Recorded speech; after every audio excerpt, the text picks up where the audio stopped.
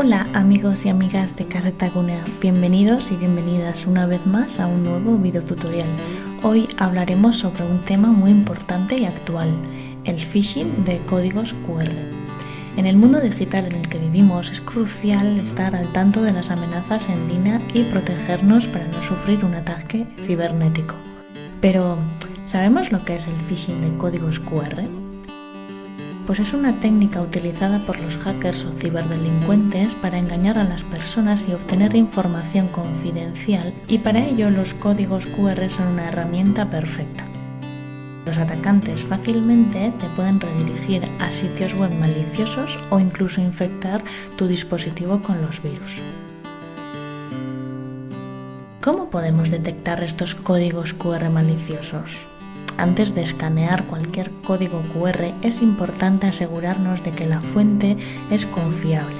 Por ejemplo, si recibimos un código QR en un correo o en un mensaje desconocido, es mejor no escanearlo. Además, observa siempre la URL del destino antes de hacer clic. Si parece sospechosa o tiene caracteres raros, mejor detente y verificarlo. Para aumentar la seguridad de nuestros dispositivos, intentaremos utilizar aplicaciones de confianza para escanear estos códigos QR. Muchas de estas aplicaciones nos ofrecen funciones de seguridad adicionales. Estoy segura de que estos consejos os serán de gran ayuda. No escanees códigos QR en lugares públicos donde puedan ser manipulados fácilmente. Siempre revisa la legitimidad de un código QR antes de proporcionar información sensible. Y por último, pero no menos importante, educa a tus amigos y familiares sobre los riesgos del phishing de códigos QR para que todos estemos más seguros en línea. Y esto es todo por hoy.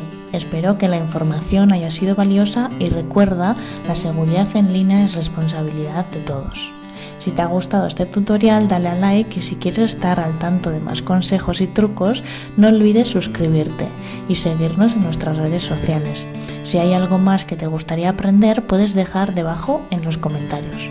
Muchas gracias y hasta la próxima.